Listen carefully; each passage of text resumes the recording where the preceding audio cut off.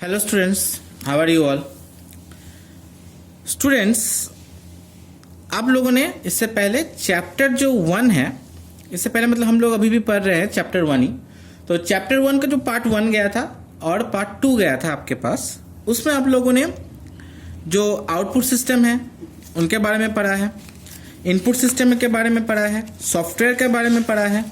ठीक है, तो कीबोर्ड, माउस, इनके बारे में हम लोगों ने डिस्कस किया है। प्रिंटर्स, आउटपुट जितने भी थे, कीबोर्ड किसे कहते हैं, सबके बारे में किया है। तो इससे पहले हम लोग स्पीकर, कंप्यूटर मेमोरी, इनके बारे में भी कुछ जाना था। तो आज जो है, आज हम लोग जो प्राइमरी मेमोरी है और मेन जो मेमोरी है उसके बारे में पढ़ेंगे, सेकेंडरी मेमोरी जो है उनके बारे में पढ़ेंगे। तो शुरू करते हैं हमारा जो चैप्टर है वो। तो आप लोग पेज नंबर 15 ओपन करो और डेट लगाओ।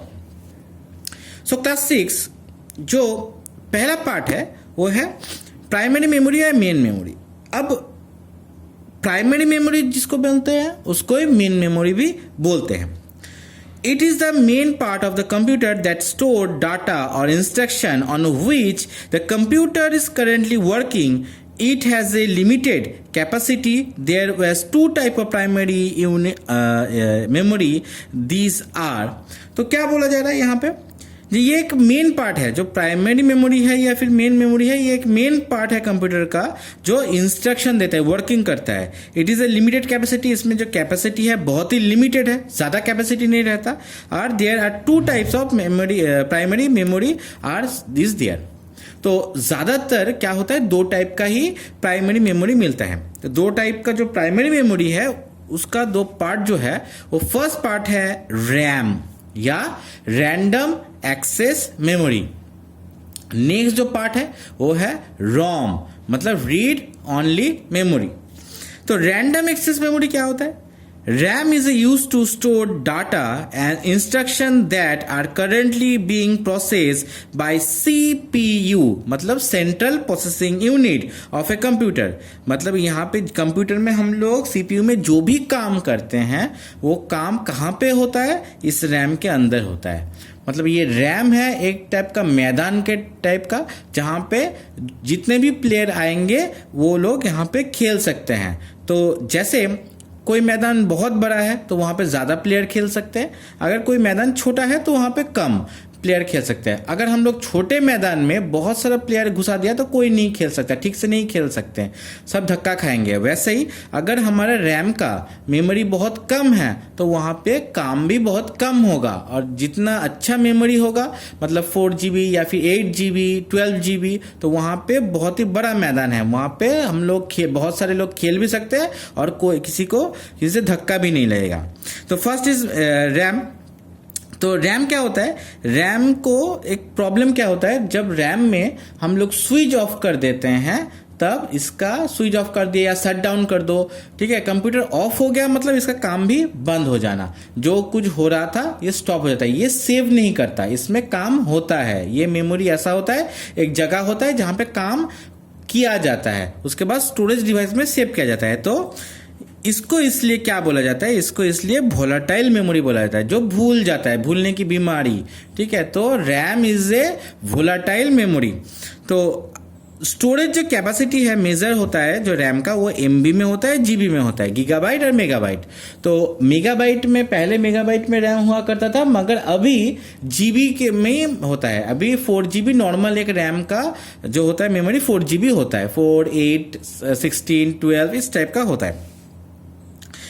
ठीक है, तो नेक्स्ट जो है रैम के बाद रोम। रोम है रीड ओनली मेमोरी। तो रीड ओनली मेमोरी क्या है? ये पहले से इसमें जितना भी इंफॉर्मेशन है ये कंपनी घुसा देता है, घुसा देने के बाद CPU के अंदर रहता है, मतलब मदरबोर्ड में फिट रहता है।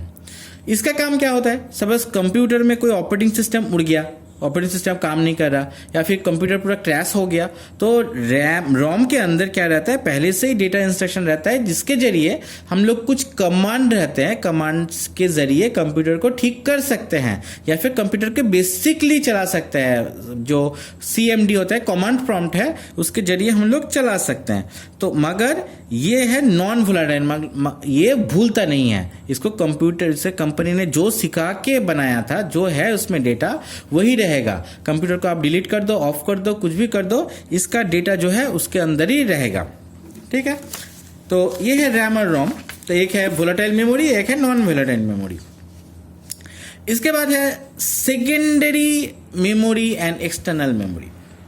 तो इसका बाद जो पार्ट है वो है सेकेंडरी मेमोरी और एक्सटर्नल मेमोरी। एक्सटर्नल मन होता है जो बाहर में भी यूज़ होता है, मतलब सीपीयू के बाहर भी रहता है और अंदर भी रहता है, मगर कोई मदरबोर्ड का पार्ट नहीं है, अलग से हम लोग लगाते हैं उसको।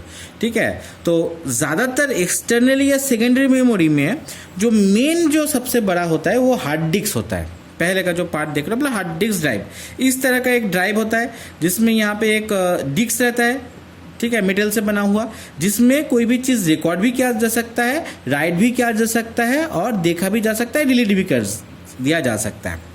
तो hard disk drive is the drive use to store large amount of digital information. जितने भी डिजिटल इन्फॉर्मेशन कंप्यूटर हम लोग करते हैं वो इसमें सेव रहता है। In a computer hard disk drive are use to store operating system, software, working data. तो सॉफ्टवेयर जितने भी है, ऑपरेटिंग सिस्टम जितने भी है, वो इसमें हम लोग सेव करके रखते हैं। This is the most common type of storage device that is use in almost all the computer system. ये ऑल द कंप्यूटर, सब कंप्यूटर सिस्टम में ही यूज किया जाता है ये हार्ड डिस्क। ठीक है, इसके बाद होता है CD रोम, मतलब compact disc read only memory.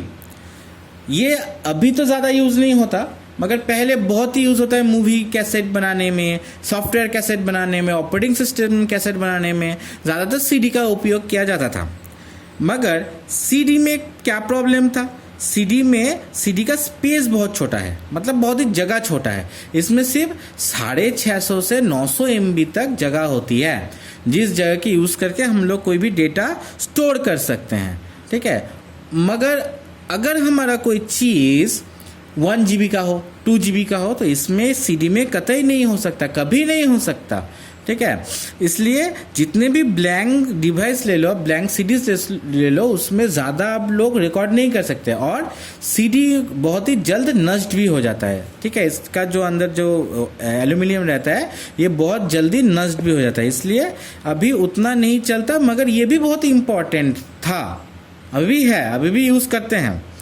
अब इम्पोर्टेंट में जो है digital versatile disc read only memory, मतलब DVD।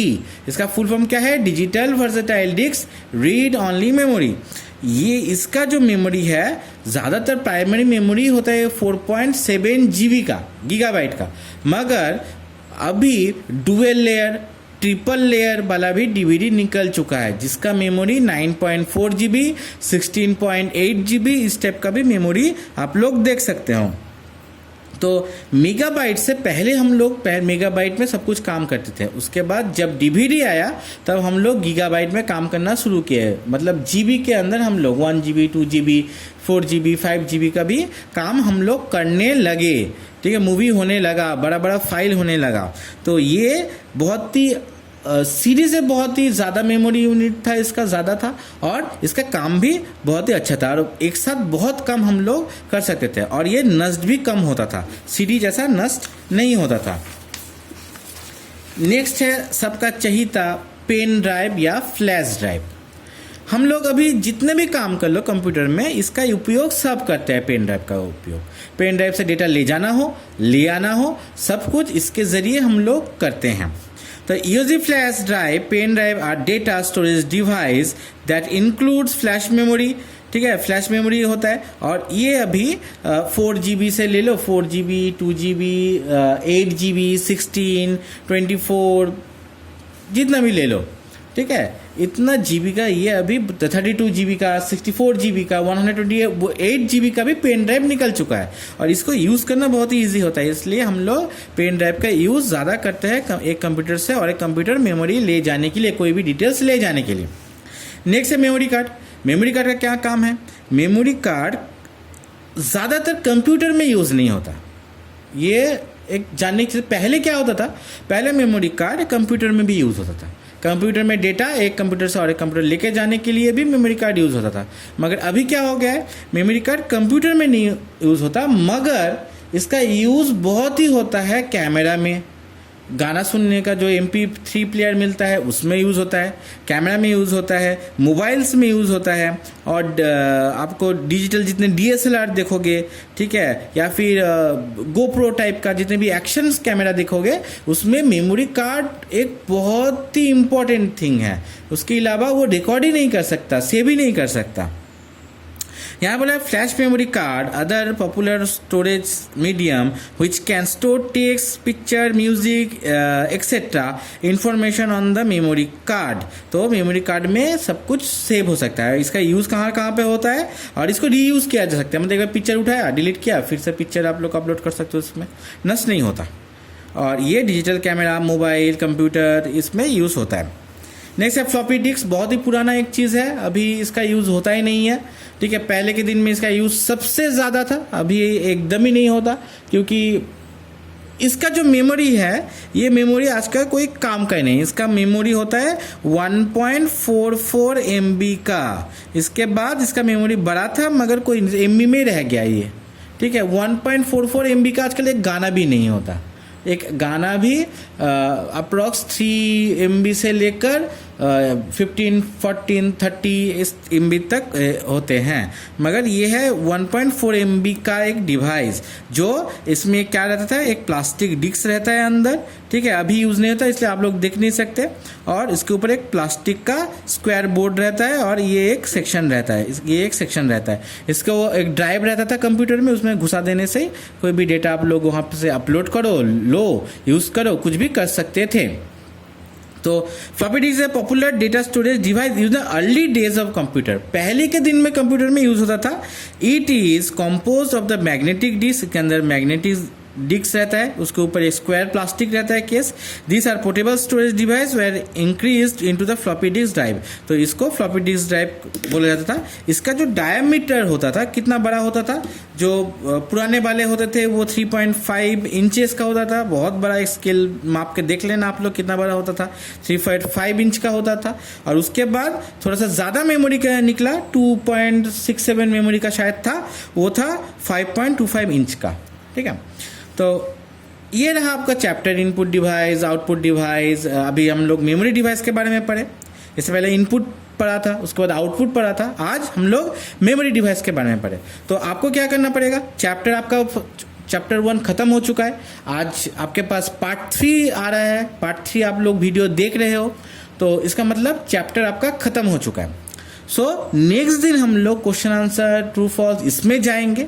मगर उससे पहले आपको क्या करना पड़ेगा, ये जो चैप्टर्स है, की टर्म्स है, इसको आपको अप्रॉक्स 3 टाइम्स तो पढ़ना ही पड़ेगा, ठीक है। आप लोग जितना पढ़ोगे इसको उतना ही आपके पास कंप्यूटर क्लियर होगा। आपका कंप्यूटर का रिजल्ट अच्छा करने के लिए आपको क्या करना पड़ेगा, कंप्यूटर जो चैप्टर्स होते हैं, चैप्टर्स को कई बार आपको पढ़ना पड़ेगा। आप जितना पढ़ोगे, ये की टर्म्स है, जितना भी पढ़ोगे, पॉइंट्स, उसके बाद बुक रीड जितना भी करोगे 2-3 बार, आपके पास उतना क्वेश्चन क्लियर होते रहेंगे। आपको पढ़ना जितना है, पढ़ोगे जितना, उतना अच्छा लगेगा, समझ में आएगा। और आप लोग नेक्स्ट जब क्वेश्चन आंसर हम लोग करेंगे तब आपको समझने में आसानी होगी। तो आपका जो टास्क है वो है पढ़ना। तो आप 3 या 4 बार आप पढ़िए। पढ़ने के बाद हम लोग नेक्स्ट दिन जब वीडियो करेंगे, वीडियो आपके पास जाएगा या फिर इमेज जाएगा, तो फिर वो क्वेश्चन आंसर या ट्रू फॉल्स के जाएगा। तो ये चैप्टर 1 का एंड है। तो चैप्टर 1 फुल चैप्टर आपको पढ़ना है, ये आपका काम है। आप यहाँ पे अपना डेट दे दो, ख़त्म कर दो। So thank you. नेक्स्ट दिन हम लोग फिर से बात करेंगे।